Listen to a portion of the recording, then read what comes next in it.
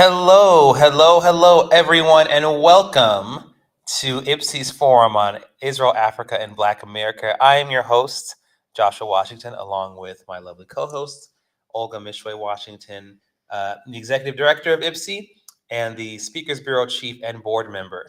We are very happy to be here. I apologize a little bit for the camera. We are actually in Washington, D.C. right now. We're coming to you live from D.C., and we'll talk a little bit more about that in just a second. But welcome, tag your friends and neighbors, tell them to come in, and we're happy to have you here. Good evening, everybody. It's a pleasure to be with you once again. We have a lot in store, lots of things that we're going to be covering and discussing, starting off with the fact that 365 days ago, the October 7 atrocities took place in southern Israel and have changed the world in ways that will unfortunately be spoken about for many, many years to come. Absolutely. So it is not lost on us what this day is, and unfortunately what it represents to millions of Jews and Israelis all over the world. And so we will be talking more about that today as well. But our hearts go out to you, our friends in Israel, our friends in the diaspora.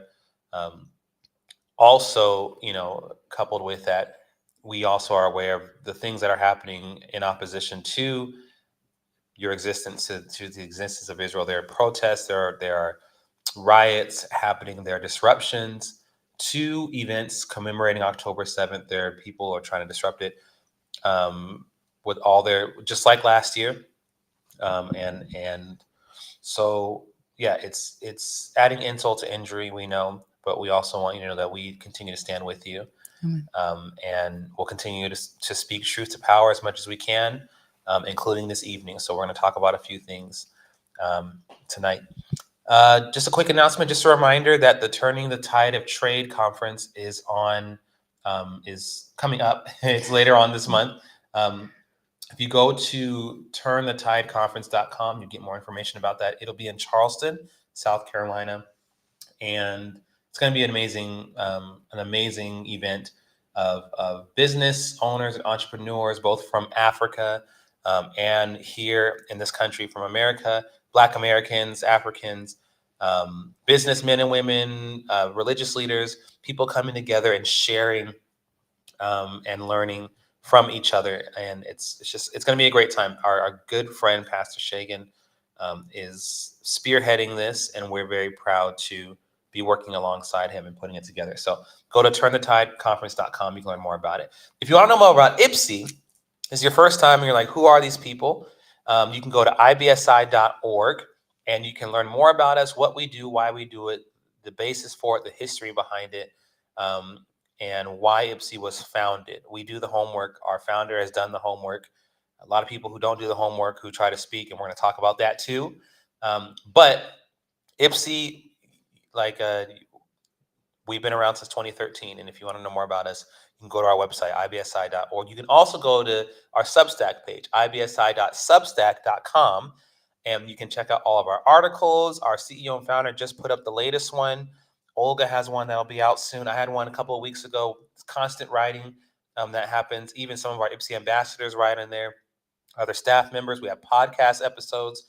We have other content, both free and paid. So if you want to support IPSI, you can scan that QR code and you can become a paid subscriber, or you can become a free subscriber.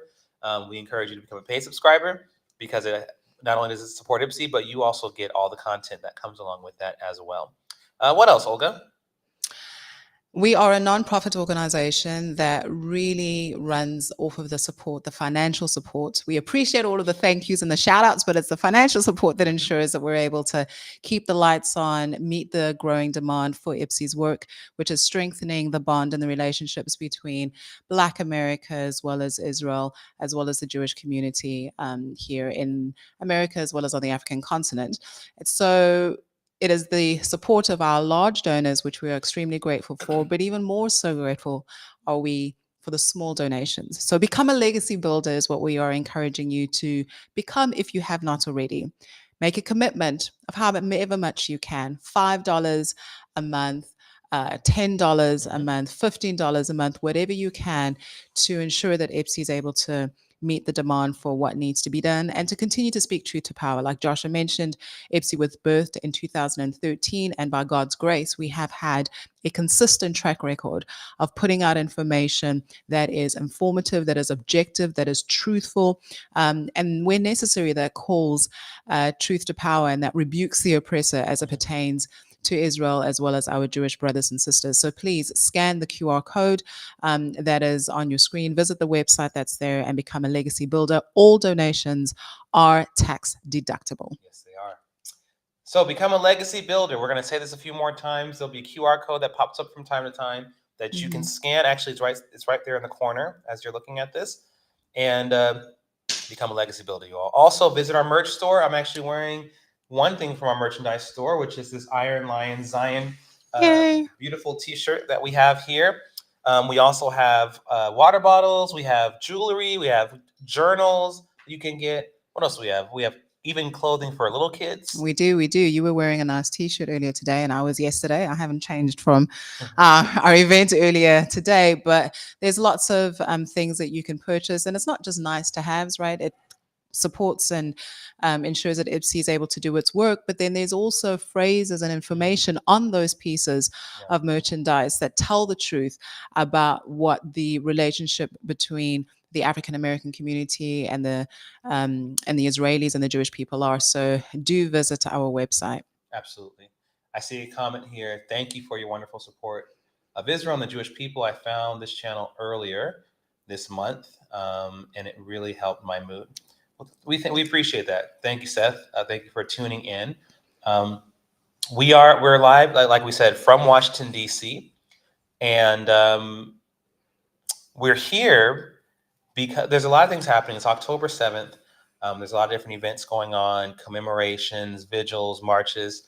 And we were pulled in a few different directions, and we weren't sure which one to do. And we had a staff meeting. We talked with our CEO and founder, and he said, no, I really feel like you guys should go to this one. And so we earlier today were joining with a few other Black leaders in the country who are gathered together, along with the person who's running this entire event, which is Alveda King, the Honorable Alveda King, relative to Dr. Martin Luther King Jr. I've never met her in person before. We've heard a lot about her. Our CEO's met her a few times. She's every bit as amazing as people said she is. She really has a big heart for justice, for the right issues, and for Israel. Absolutely. She came in wearing the same tag that we were wearing, and Magen David. Magen David also with it, Star of David. And there was only about 90 minutes that we had. It was a lunch and it was a discussion, different people with different initiatives. And one of the things that we found, especially these past few months, this couple of years at IPSI, is more and more, this has always been the case, but it's happening at an increasing rate now. More and more, we're having Black leaders reach out to us to say, can you please come and share about IPSI? Can you please come and talk about that thing that I saw at your forum last week? Can Pastor Dumisani please come and expound on what he wrote about in this article? And so we were invited to come. We were a limited time, and so the idea was to have everyone share. Not everyone got a chance to share, but what I took note of, I told Olga, was that that we were called on to share immediately. Can you guys please talk about IPSI with this few minutes that we have? And so we were able to share some of what we've been doing and the pastors' events that we've been putting on and what we're planning for 2025. And it was great for us to be able to share, but it was also just a blessing to hear from this woman who has she said a few times, I'm 74 years old. I've been doing this for a long, long time. And just as spry as any 30-year-old. I mean, she just quick-witted, funny, off the cuff, no filter, but that's kind of how, I feel like the older you get, the more that happens. And really just a force to be reckoned with. So it really was an honor to be a part of that. One of the things that stuck out for me is the fact that here was another event where people, Joshua, are hungry for the truth. Yeah. It's not just a place where people are like, oh my gosh, IPSI, oh my gosh, my gosh, my gosh, we love you, we love what you do. It's like, no, we appreciate what you do, but tell us what you are doing. Tell us what you are saying. Tell us the truth about who Israel is and who the Jewish people are. Tell us even the truth about the threat that Israel is fighting on our behalf, right, as Americans, but also as members of the African American community. And so, for the opportunity for us to share about the work in relation to Israel, for Dr. Avita King, for herself to make a statement regarding standing strong with Israel. And she also expressed her sympathy, as did everybody in the room. Because today was the 1 year anniversary of October 7, it was such a privilege to be in the room of our elders, Joshua, like those that have gone before us, who have led the way and who have stood up even when it hasn't been popular, and who have stood up in the midst of the current popular narrative that is there to bash Israel, and that's there to bash freedoms that America represents, and even to bash our faith. She was there unapologetically Christian, and so to be able to hang out and to network with these leaders who are hungry for the truth and who recognize the importance that if America is going to continue to prosper, and if the African American community more specifically is going to continue to prosper, excuse me, I realize that you got me sparkling water. I really do appreciate you for that. I thought that was actually still water. So I apologize. That if those communities, oh no, don't apologize. I'm very happy. That if those communities are going to succeed and prosper, there has to be a strong relationship with Israel, not only because of the blessing that's promised in God's word, but the very real practical benefits that a relationship with Israel brings to whatever communities it has. And you know what was also refreshing?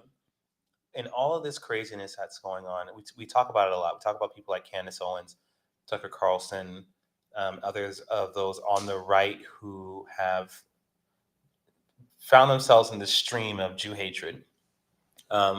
Is meeting someone who is outspoken, prominent, a big voice, big platform, everything, with a heavy name, right?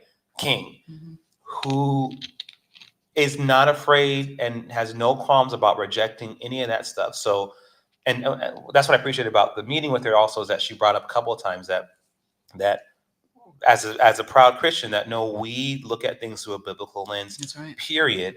That means that it doesn't matter which party, if either party is not doing things through a lens that they're supposed to, then we reject it. Period. And for us, just being, in our generation and in this fight, kind of seeing all this stuff, it was refreshing to see that.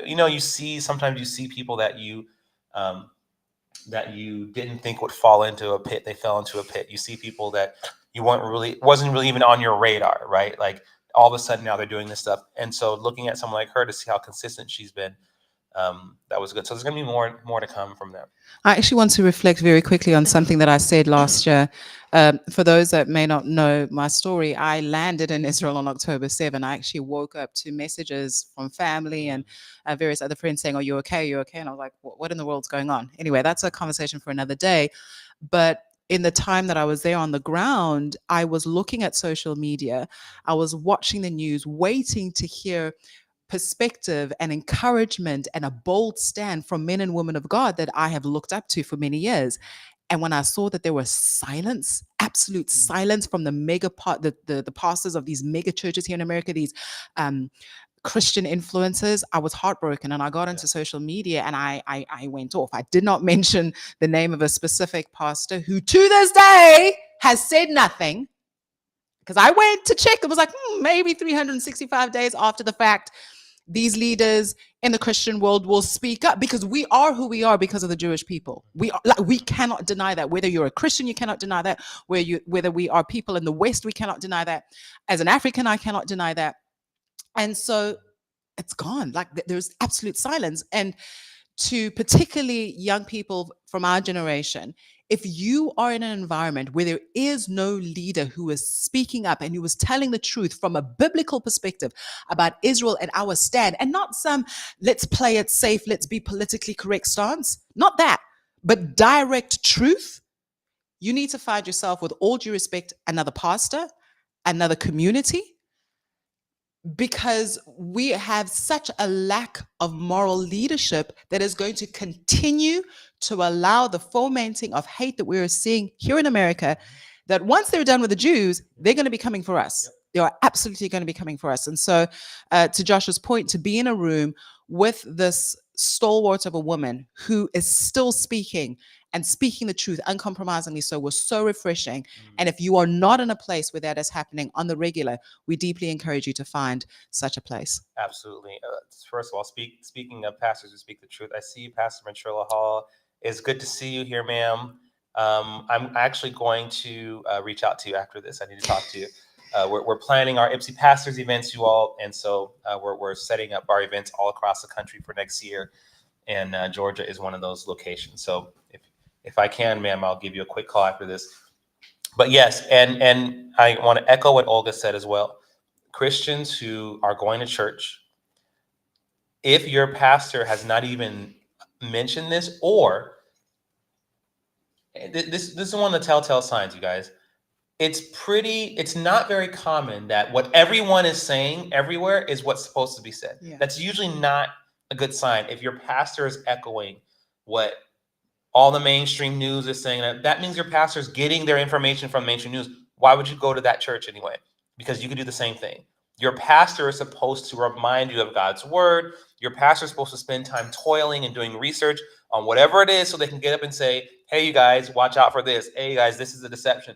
Hey, guys, listen, the Lord is saying this, that, and the other. If your pastor gets up and says, blah, blah, blah, blah, blah, and it's almost verbatim what you heard, well, I don't know the people on CNN anymore because they're all gone. Whatever the new people are CNN say, that's usually a sign that your pastor's not hearing from God. They're hearing from the news first, and that's not a good sign. You might want to leave that church, and especially in a time like this, because we don't want to be caught up. The reason why a lot of us are caught up on the wrong side of history. What you would be doing in World War II during the Nazi era is what you are doing right now. It's the same thing. Everyone likes to say, oh, if I was alive back then, if I was alive in the 1700s, I wouldn't be a slave because yes, you would. Whatever you're doing now, you would do then. Why? Because the reason why some of us are afraid to speak out is because Jew hatred has become commonplace. It has a cover of, if you're on the left, it's social justice. If you're on the right, it's patriotism and America first. But it has a cover and it's pretty largely accepted. So anyone who speaks against it is a pariah, and you don't want to be a pariah. That was the same environment during World War II. People who spoke out against the hatred of Jews were not mainstream people. It was not a mainstream belief. You were going against the grain. So no, you wouldn't be speaking out in defense of the Jews. You would be justifying it and using the Nazi talking points, because some of you are using the Nazi talking points right now. Some of the talking points we're hearing now are the same talking points from back then. And you're using that, and partly because you are afraid to speak out. That means that you would be silent as the Jews were being marched to the ovens. And you would probably deny that it was happening because, even now, Hamas filmed themselves shooting Jews in the face, raping women, killing parents in front of their children, killing children from their parents. They filmed themselves doing these things. They still film themselves. Now, they send videos from time to time to the parents of these children that they're waiting for. And some of you still deny that it happened. You would deny that the Nazis did what they did to the Jews because the Nazis were very intentional about not documenting it because they didn't want people to see. So that would have been your out. So please, to our fellow Christians, do not get swept up in there's a scripture talks about people having itching ears and only hearing what they want to hear, and they're going to seek pastors that are going to say things that they want. If your pastor, I remember Jackie Hill Perry said this, and I was like, yep. She said, if it doesn't convict you, then it's probably not God.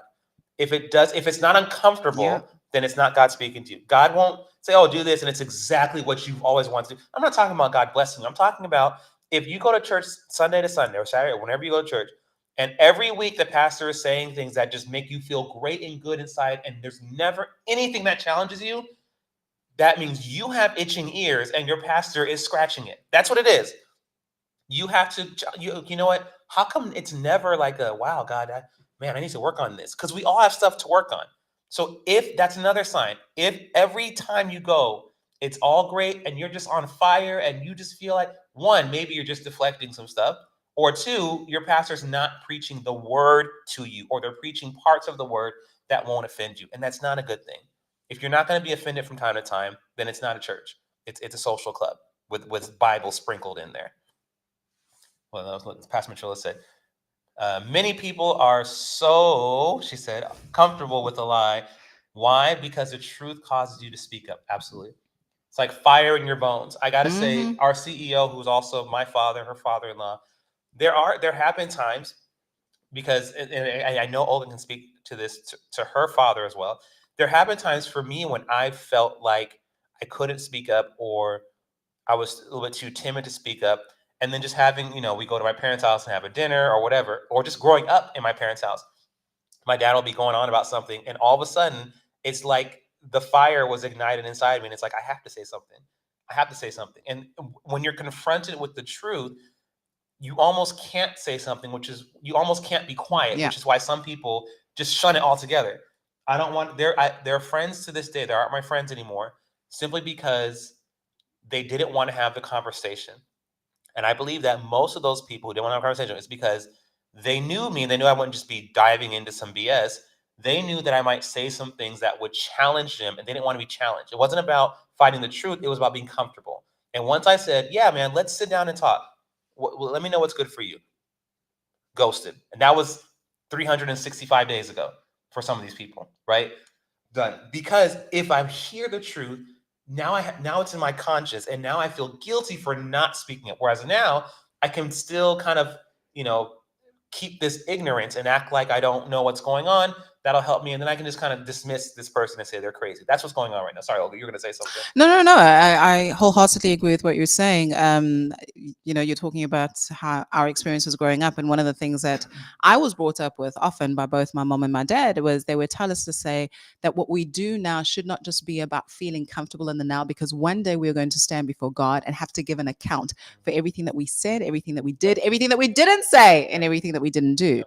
There's a scripture in the book of Ecclesiastes where it says that the Lord has put eternity in our hearts. Yeah. And so this is an encouragement as well as also an appeal, particularly to Christians and even to people who believe in the truth, who believe in righteousness, who believe in justice. There's an opportunity, sadly, to still speak up. There are over 100 hostages still in captivity. The war is still going on in Israel, not only in the south, but in the north and various other fronts as well. We have a responsibility and still an opportunity to speak up, to stand up, to make a difference. Yes, you might lose friends. Yes, people might call you crazy. Yes, people might call you cuckoo, but may you go to sleep with a peace knowing that what you have done, one day you will hear the words of your Creator say, "Well done, thy good and faithful servant." And so in the days coming, if you haven't spoken up, speak up. If you don't have the resources, you don't know what to do, you don't have the tools, reach out to us at the Institute for Black Solidarity with Israel. And we'd be very, very happy to give you the information that you may need, or actually host us as well. Joshua spoke about the fact that we're going to next year be on a tour, reaching out to pastors, empowering and equipping them, but also our CEO, myself, Joshua, from time to time, we do speaking engagements where we come into various communities and speak on topics that are relevant to this day. So there's no excuse to say, I don't know what to do. Start somewhere. Start somewhere. Yes. We can go on because I was about to say something else, but it's okay. Let me just pause for a second. It's very important what Olga just said.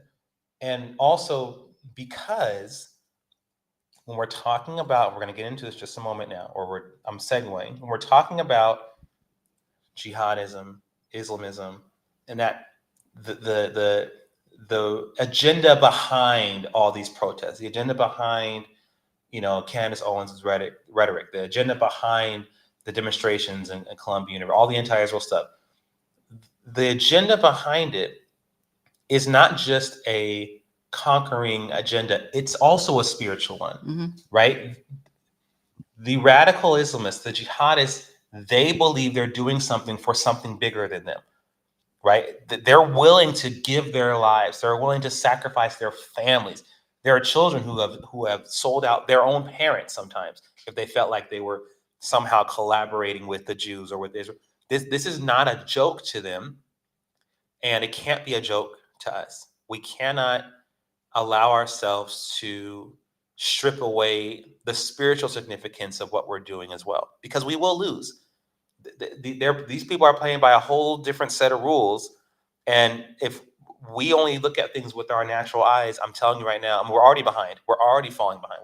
we're already decades behind in this fight of disinformation and this war against the West and this war against Israel and this war against God. We really already are.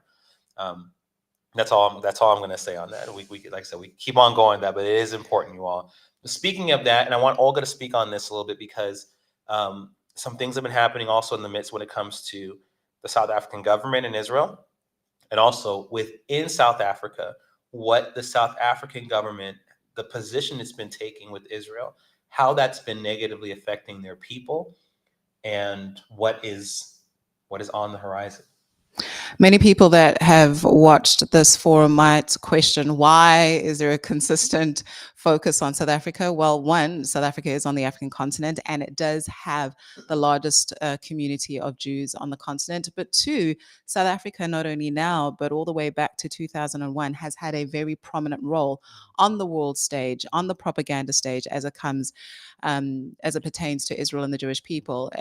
So it's very important to track what is happening on the African continent, more specifically South Africa. And where does one start? I think as I was preparing for this forum, what was really on my heart is the fact that the African National Congress, underneath the leadership of President Cyril Ramaphosa, it seems like at every opportunity presented to it, not only turns its back on the Jewish community that were very much part of the liberation struggle from Nelson Mandela and various other stalwarts who were helped by the Jewish community, to the fact that South Africa's economy is what it is, in very large parts to the continued contributions of the South African Jewish economy, our infrastructure, education system, so many things that I can list have been as a result of the Jewish community making not only South Africa home for themselves, but contributing so that it can be a South Africa for all people.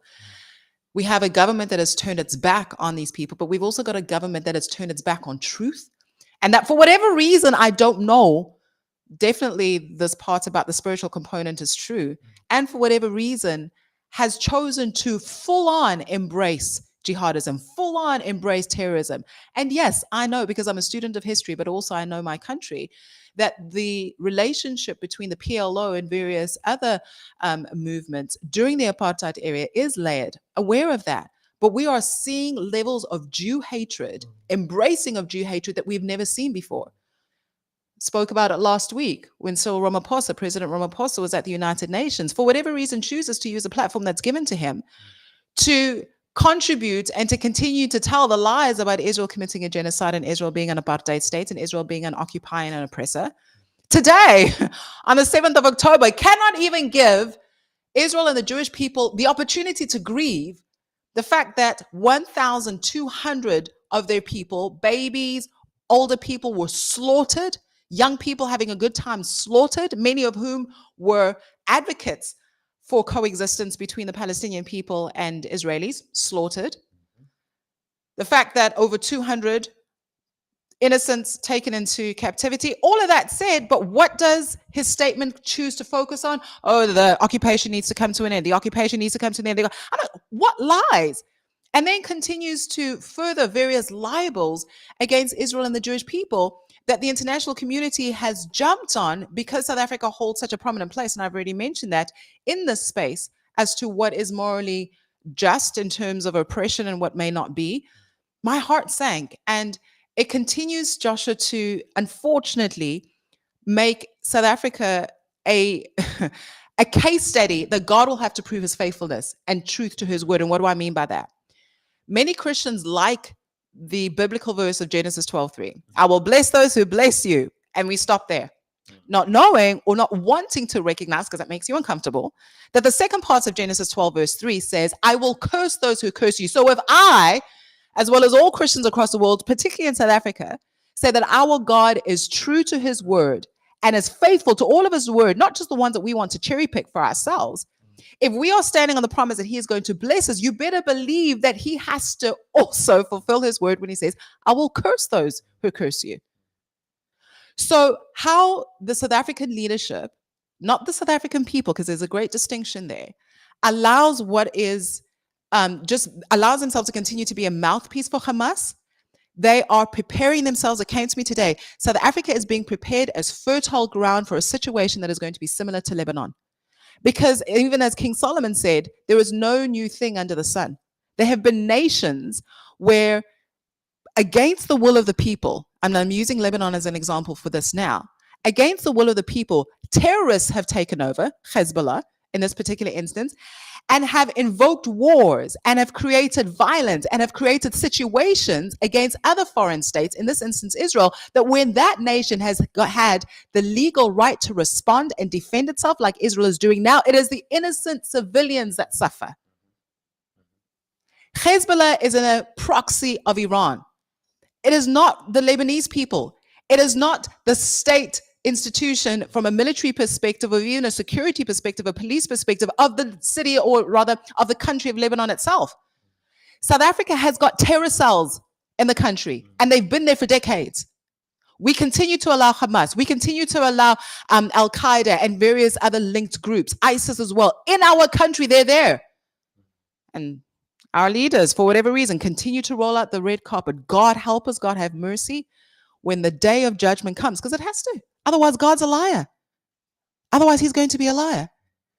So my heart is heavy. My heart is sore. South Africans, those of us that are tracking this, that are watching this, even if you aren't, may you awaken to this. Ask the Lord to reveal to you what is going on, and may we get on our knees and plead for mercy, that when that day of judgment comes, that the Lord would have his hand upon those who stood up and who said something. Because like I said, sadly, that day is coming. Absolutely. Not only is it coming to South Africa, our CEO also just recently released an article that talks about how it's coming. It's in America. It's not even coming to America. But in terms of what you're talking about, the level that Lebanon, by the way, the people of Lebanon, who actually, many of whom, like almost all of whom, were celebrating Israel's attack on Hezbollah. The only people who weren't celebrating in Lebanon were Hezbollah officials. The Lebanese people have been, and unfortunately, the West and the West, right? People, the Arabs in the Arab countries, the people on the ground were celebrating Israel decapitating Hezbollah, essentially taking out many of their leaders. People in the West were decrying it, and you were going to say something too, Olga. No. That's go ahead. So yeah, it's a backwards thing, and we are also inviting this as well. I'm just sharing a quote. You can read this. Our CEO wrote an article called "Why the U.S.-Israel Relationship is a Matter of American National Security." And for those who, for those who've been following, you kind of already know where this is going to go. Similar to what you just talked about with Lebanon, this is not a pro-Israel administration. I don't care what anyone else says about that. The money we've been releasing to Iran, the conversation that Anthony Blinken just had with Qatar, and then they agreed that they're going to release $6 billion more to Iran. This is not a pro-Israel administration.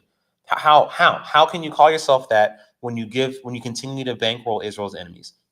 But aside from that, I'm going to share a quote from this article our CEO wrote, and the quote is toward the end. It says, "It is not simply the affirmation of U.S.-Israel ties that is required.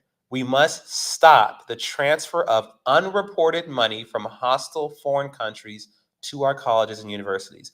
We must commission more social media content that tells the real story of Israel as well as her relationship with America.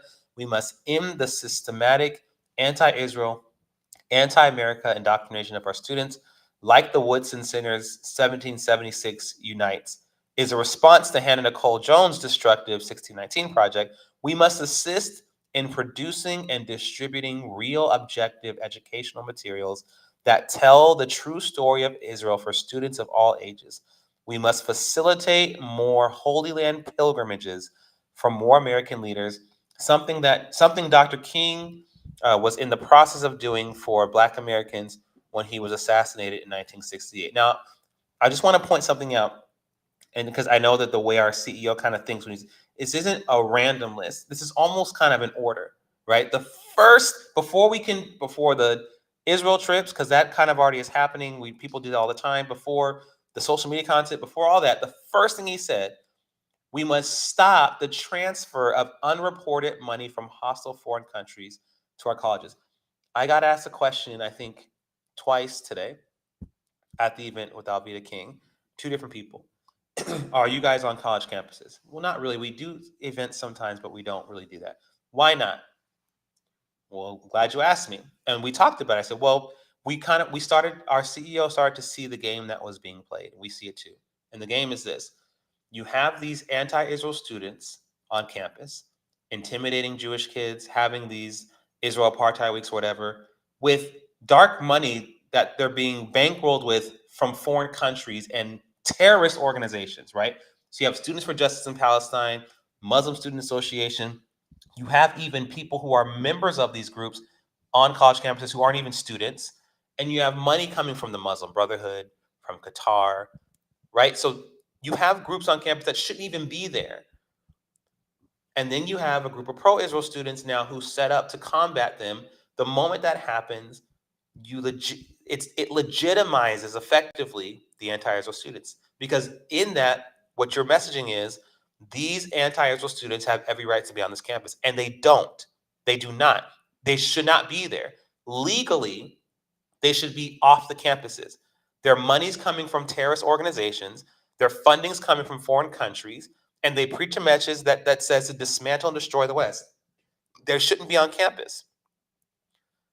And so what happens, and what's been happening for decades now, is you have the pro-Israel and the anti-Israel, and they go at each other, and that's pretty much how it is every year. Nothing changes. As a matter of fact, things have gotten worse. They are worse than ever before. 20 years ago, our friend Charles Jacobs made a documentary called Columbia Unbecoming. 20 years ago, 2004, where he showed this video to a bunch of pro-Israel leaders, and they told them, you can go do something. Go away. They wouldn't show it. They wouldn't show the video. Columbia, and what happened with Columbia a few months ago? And people want to act shocked, right? People in the pro-Israel space, how could this be? How could this be? This was already being a couple of decades ago. This is already happening.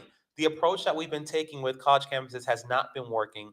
And what has to happen before anything else, before, like I said, the social media content, before the Israel trips, all that stuff, we have to remove the enemy out of our camp.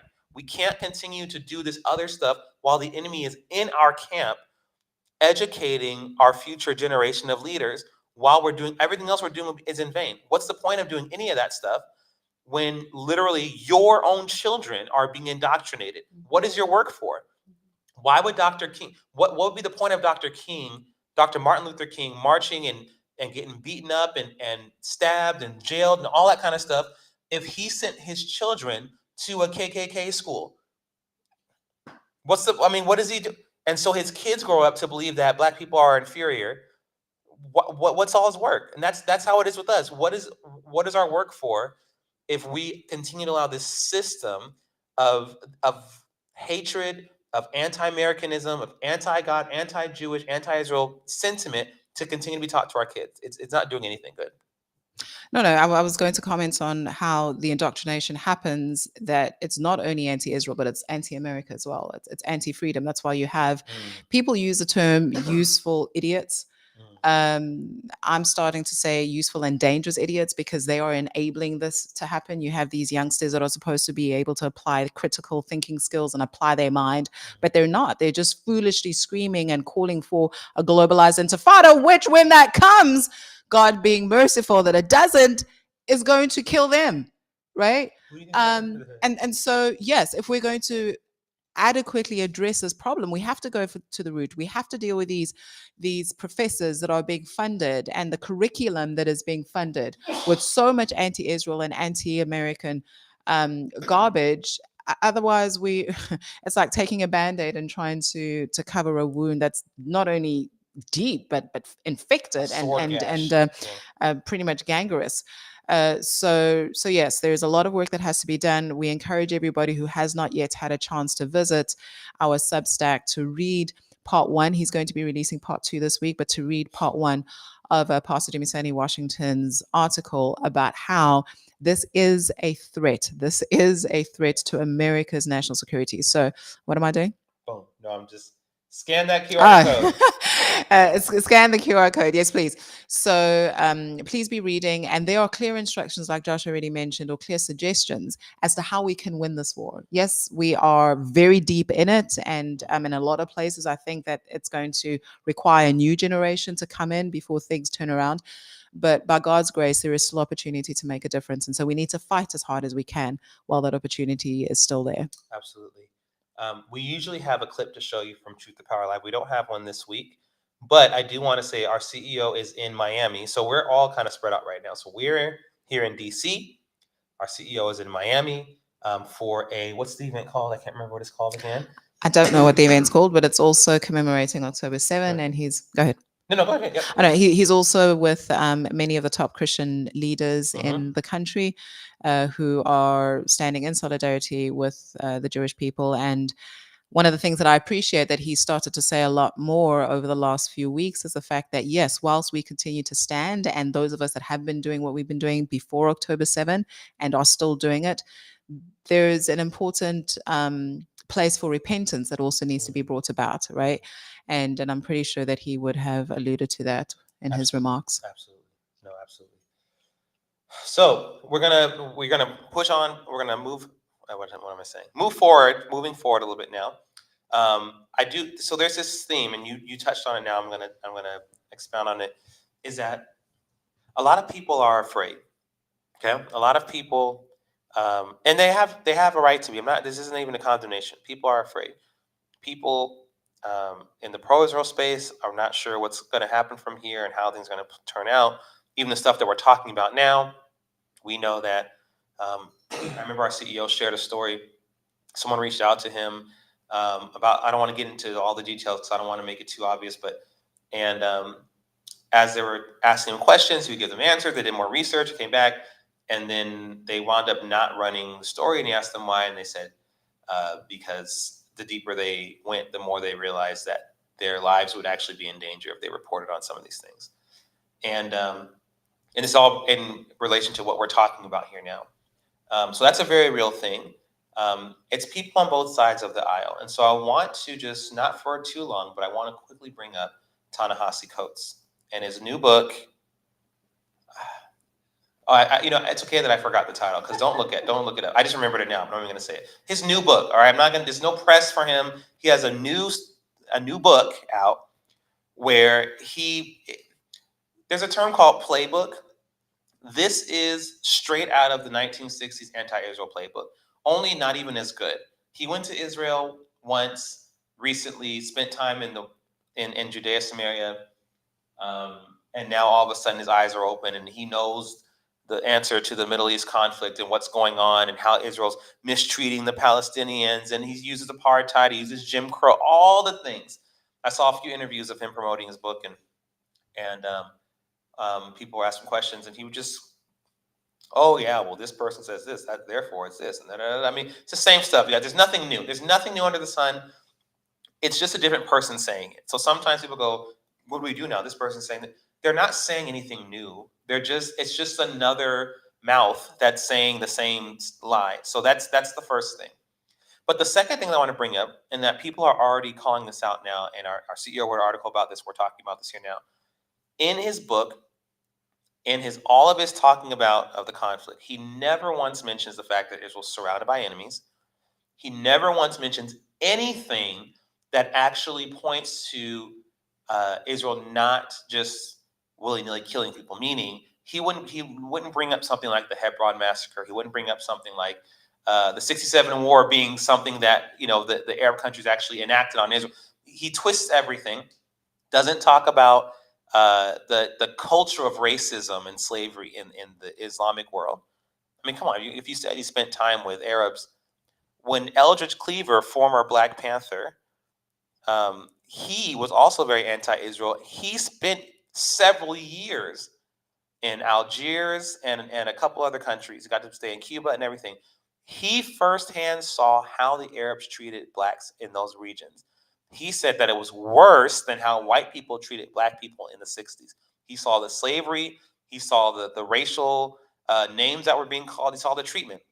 His eyes were open, and it challenged him, and then he moved forward. He literally complete 180. He wrote a book called Soul on Fire after that, and he changed, became I think Mormon, but he used to be completely radicalized left, and then by the time he died, he was very conservative, pro-American, pro-Israel.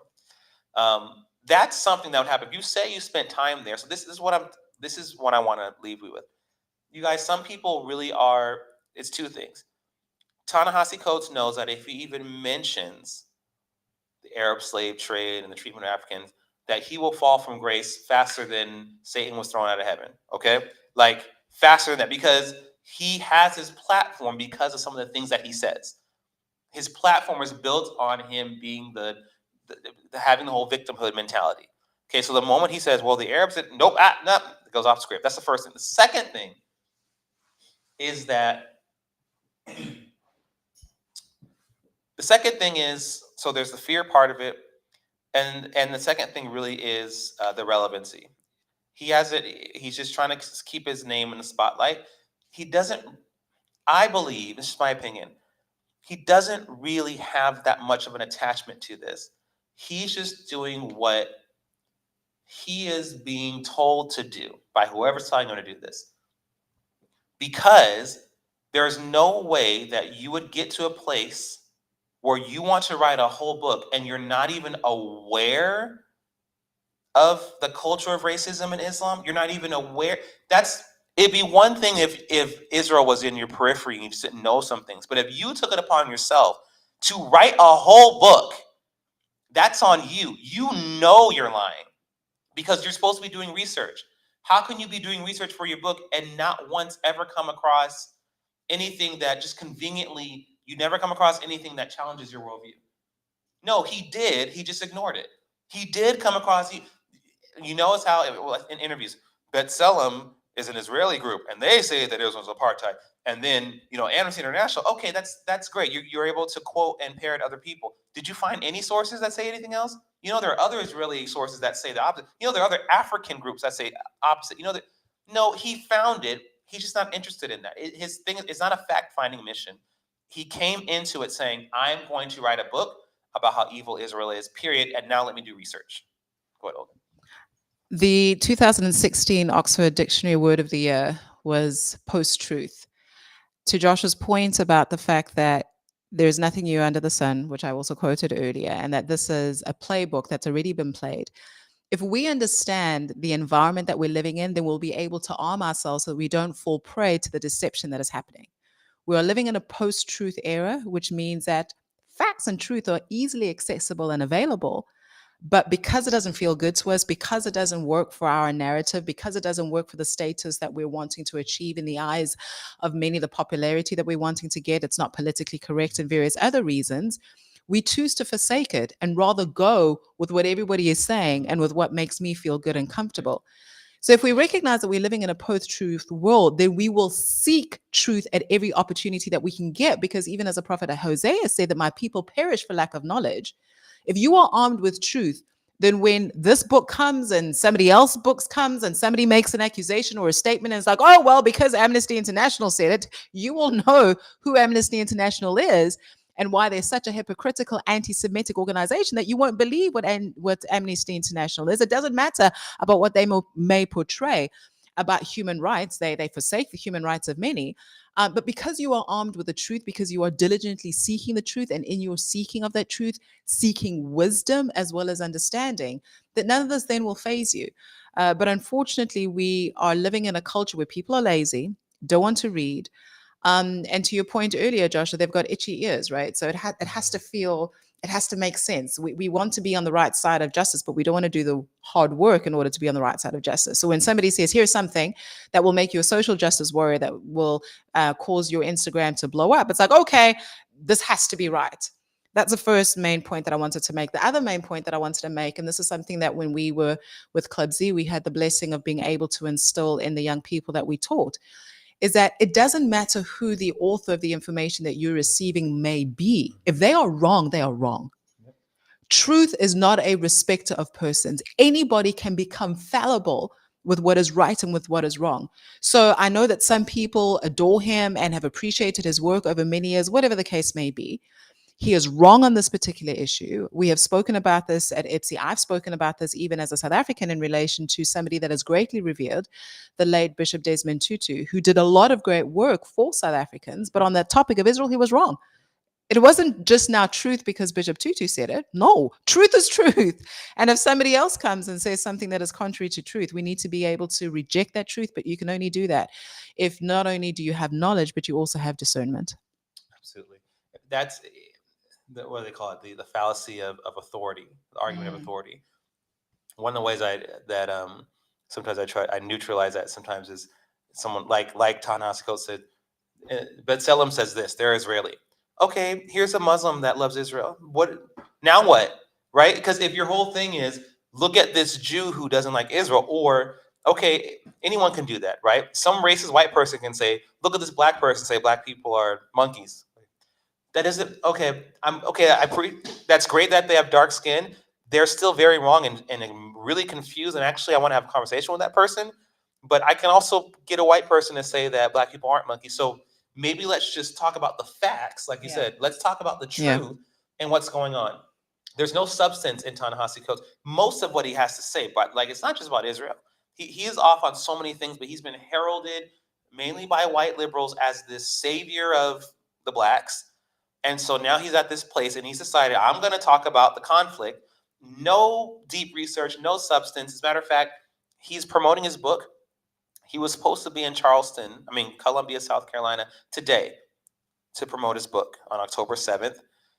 Thankfully, I think it was the organizer of the event or the people in Columbia said, that's probably not a good idea. It's going to be a very hard day for the Jews. So he's coming to Columbia, South Carolina on the 9th. We've already organized one of our IPSI ambassadors because she lives in Columbia. For those who might live in the area, Pastor Matrilla Hall, if you're still listening, I know you're in Atlanta, but for those who might be not too far away, one of our good friends is organizing people to actually go and not to go and do what the pro-pallies do, which is, kick stuff over and break things. No, we're gonna go and challenge him. That's what you do, right? We're gonna go to the event and say, okay, excuse me, and we're gonna ask questions that are gonna challenge him.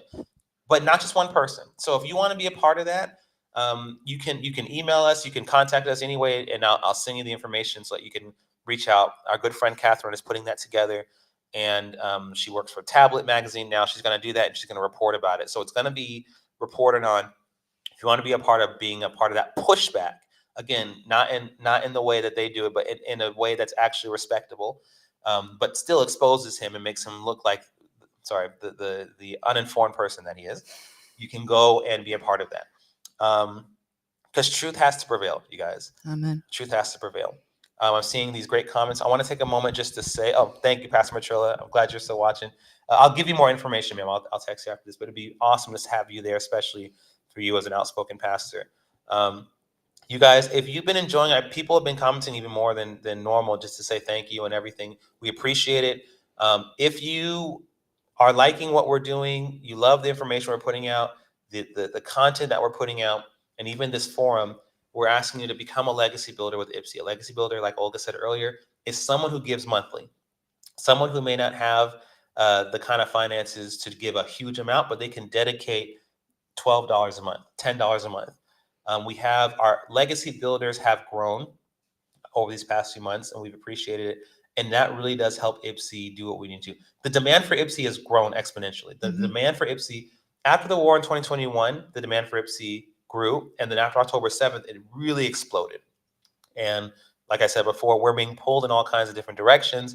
We're being prayerful about which ones to pursue and how to do it. And our resources were already thin before, and now they're even thinner now.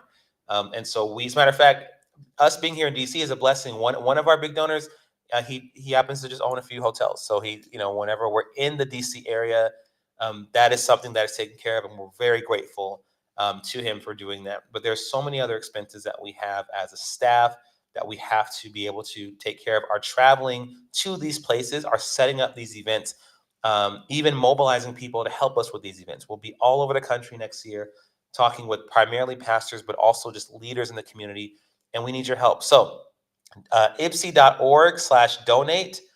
Go to ibsi.org/donate to give and set up your Legacy Builder account, do a monthly amount, and help us. Let me add an additional plug, and that is if for whatever reason you cannot contribute on a monthly basis, you cannot make that commitment. We do understand that we are living in economically tough times. You can still make a once off donation. So, even as we really vouch for the legacy builders, because those are the ones that keep us going month to month, if you are able to make any donation today or tomorrow, please at any point in time feel free to hit our website and see the donation options. Absolutely. So we thank you in advance, you all. Thank you. Real quick, we have a few minutes left. I just think, Olga, you brought this to my attention, and I just think it's significant, and it just shows again, it's just further proof positive that Israel's fight is our fight. Mm-hmm. It is, because there's some news that came out the other day that is related to Israel because of the story itself, but it kind of isn't. Like it is, but it isn't. And again, I think it proves that what Israel's on the front lines of is not just for its survival, it's also for ours. So, Olga, you want to share about that?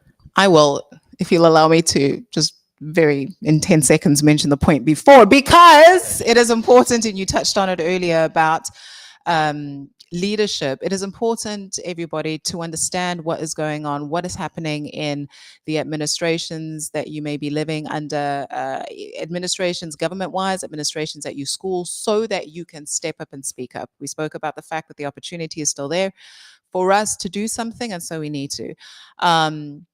Just yesterday, it was announced that the United States is in negotiations with Israel. I'll keep it very opaque, but please just go find the information. Trust me, it's out there. Is in negotiations about what Israel's response to Iran should be. And that response is not, in summary, to allow Israel to do what it needs to do in order to win. The question that I have, and this is something that I've heard Douglas Murray say often, is why is America and other Western countries, why are they not allowing Israel to win? Israel needs to win this war, not only for Israel's sake, to ensure that what happened on October 7 never happens again. Many people are saying never again, never again, never again. Okay, Israel's trying to ensure that it's never again, but we're not allowing her to. We're not just giving her the the liberty to do what she needs to do. And people, I think, sometimes are afraid, Joshua, that when you say that Israel has the liberty to do what she needs to do, that she's just going to go out there and kill absolutely everybody in sight. But we've already addressed the fact that that's not what Israel is doing. Israel's ratio from combatant to non-combatant is less than 1 to 2, which is, by the normal standards of war, exceptionally low. There have been retired generals as well as current generals that have made statements saying that they are amazed at the precision and the efforts that the IDF takes in order to fight this war in a very moral as well as just way, and in a way that abides by the rules of the international community, international laws more specifically. So America, or other Americans, we need to hold our government and our leaders to account for how they are treating Israel. Israel is a very important ally. Now I'll segue to this good news story that goes to showcase the fact that Israel is not only fighting this war on its behalf, it's fighting its war on our behalf. There was a young lady, I'm not going to try to pronounce her name, or actually maybe I will, but there was a young lady who was freed, a young Yazidi girl, who was freed from Gaza this past week. She had been in captivity for over 10 years. She was kidnapped as an 11-year-old girl, kidnapped when she was 11 years old by ISIS, and then taken to a Hamas-affiliated terrorist and kept in Gaza for all of these years. But because of cooperation, first of all, because of petitioning by individuals, by humanitarian activists, by human rights activists. This is a place where we should be putting our efforts, humanitarian activists, as well as human rights activists, to the real people that are in captivity, not to uphold this fallacious lie about what Israel is doing or not doing to people that are supposedly not terrorists. Meanwhile, they are. Hamas is a terrorist organization, and unfortunately, many of the Gazans support Hamas in its activities. But true advocacy for those that are truly bound. So there was a lot of activist work that was done for the freedom of this young lady. Her name is, I need to just double check the spelling so that I don't mispronounce it. It's Fawzia. Fawzia, thank you, Joshua. Fawzia. So kidnapped at the age of 11, held for over 10 years, and she was freed last year in cooperation with efforts by the IDF, in cooperation with efforts by the United States Embassy in Israel, and various other organizations. When I read this, not only was my heart glad because they moved her from her captors in Gaza all the way back home to her family in Iraq, I was both glad, but I was sad. And I was sad, Joshua, because 10 years ago, we had the kidnapping of over 200 young ladies by Boko Haram in Nigeria. Bring back our girls was a hashtag that was made very popular at that time. They are up approximately 70, 76 if my numbers are precise, of those young ladies still in captivity today, waiting also to be freed, waiting to be freed.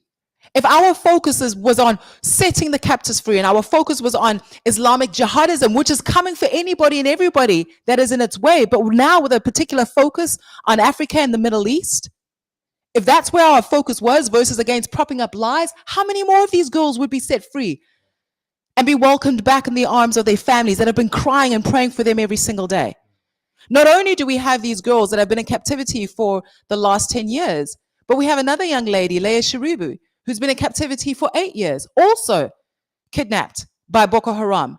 And her only sin, if I may use that word, of still being in captivity today, that Boko Haram has said, is because she refuses to renounce her Christian faith and declare that she is now Muslim. But also, we've got terrorists that are killing individuals, killing communities. Just the other day, there was another report about Islamic jihadism that had reared its ugly head again in Burkina Faso. Burkina Faso, which many people don't know, is a country which experienced the most number of deaths in 2023 because of terrorism. But no, the world's attention has to be focused and is obsessed with Israel, not because Israel is doing anything. Israel is fighting the righteous fight on our behalf, but because we have been blinded by hate for Israel and the Jewish people. It's a fight against the God of the Jewish people. And ultimately, it's a fight that is hurting our very own people. So we celebrate this fact that this young lady is free now, and we cry for the freedom of the many young girls, as well as young men and families that continue to be held in captivity and terrorized by Islamic jihadism on the African continent and elsewhere. Another thing we've talked about this too, that one of the recent terror attacks that happened in Nigeria was perpetrated by 3 of the girls who were kidnapped. And we were saying that one of 2 things have happened. Either they just were forced to against their will, or they have sufficiently been brainwashed to see non-Muslims as their enemies. Female suicide bombers in Nigeria. So this has come back to really destroy those people. It was a wedding and a funeral that was going on in Nigeria. We said, bring back our girls, and then we stopped. We moved on. Girls are not back, and we frankly don't care. A lot of us only said bring back our girls because someone else was saying bring back our girls. That's kind of how it's gone right now. Everyone said all eyes on Rafah, and then they were blind when Jews were executed in Rafah, and they were also blind all of a sudden when 6 Israelis were rescued from Rafah. I thought your eyes were on Rafah. They also were blind all of a sudden when stockpiled weapons were found in Rafah neighborhoods. I thought your eyes were on Rafah. Like, I'm sorry, but like all kinds of stuff would happen in Rafah. And then Kamala Harris says, don't go into Rafah. And they go into Rafah and find hostages and rescue people. And where are your eyes, guys? Like, I thought our eyes were on Rafah. Oh, I'm sorry. You were just saying that. That was just something that was a cool thing to say, like free Palestine. Just know that you're on the side of history that always loses, and you're on the side of history that has historically fought against God and his people.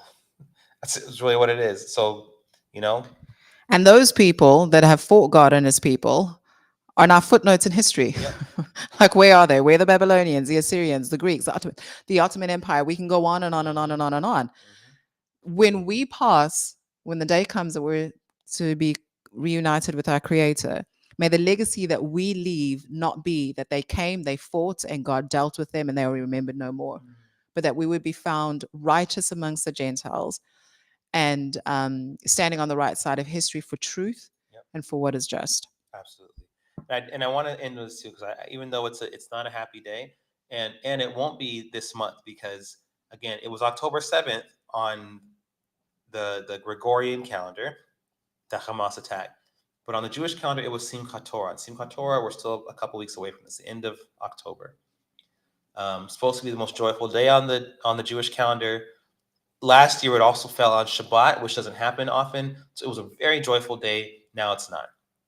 I do want to say this, and something that former President Trump had said that kind of ruffled some feathers. And I want to echo those rufflings a little bit to say that God is the keeper of Israel. It's Amen. It's not President Trump. Amen. It's not President Biden. It's not Kamala. For darn sure, it's not Obama. Anyone else. God is the keeper of Israel.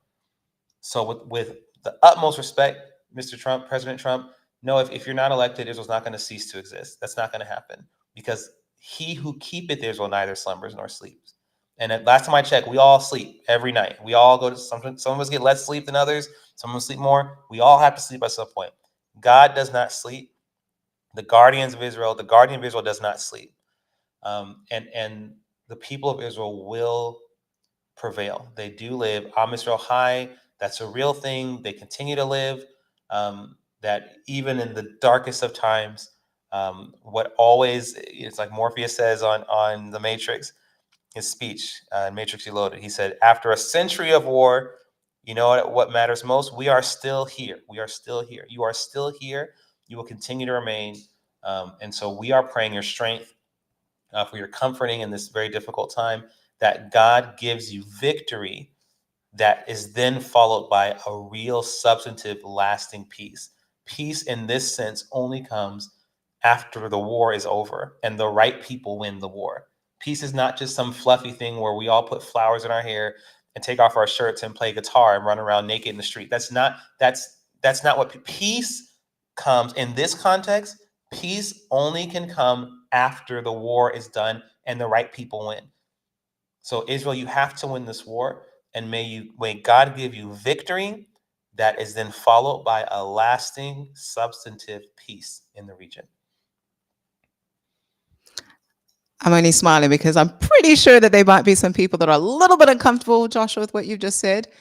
And if they are, I'd love to encourage you to go and research and read and study. And if you're a Christian, go read the Bible. Like, we're not here to make you feel all good and warm and fuzzy. No, if this is uncomfortable, okay, cool. Go do your homework and read. And in your reading, seek understanding. Absolutely. I see a comment that says, how can a peace treaty be negotiated between Israel and Hezbollah? It can't be. It can't be. That's the whole point.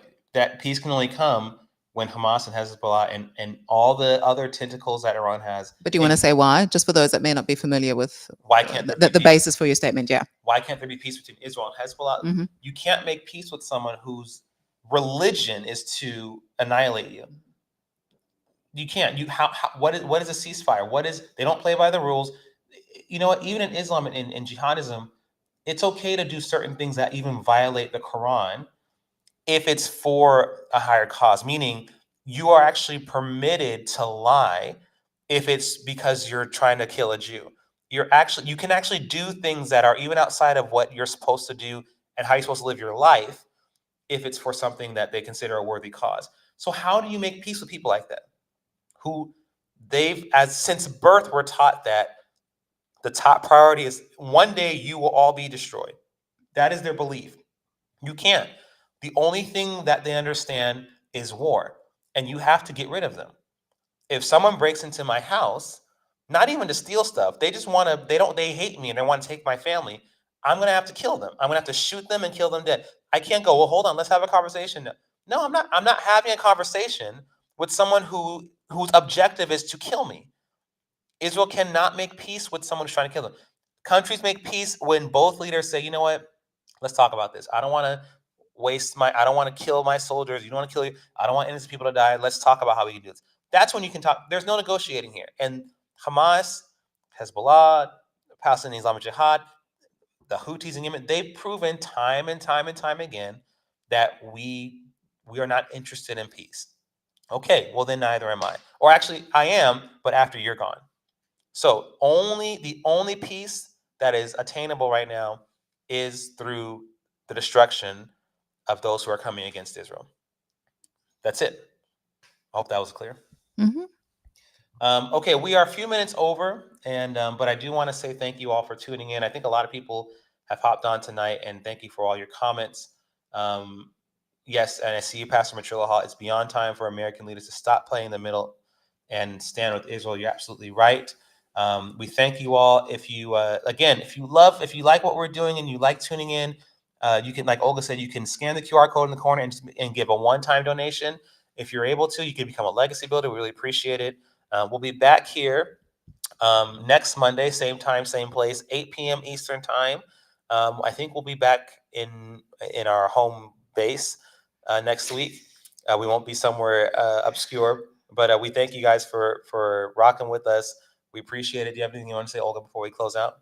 Visit our merch store. That's another way to support us. But thank you so much for tuning in. And when you tune in again next week, bring a friend, bring somebody who needs to hear the truth about Israel and Africa, as well as the African American and Jewish relationship. Yes, I'm sorry. And I just have to, this is the last thing, because someone asked, doesn't Israel have to attempt the peace treaty with Khamenei? Can Israel defeat Khamenei? No, because again, all of the October 7th and everything was Iran through its proxies. Hamas is an Islamic Republic of Iran, sorry, not just Iran, because the people of Iran do not stand for this.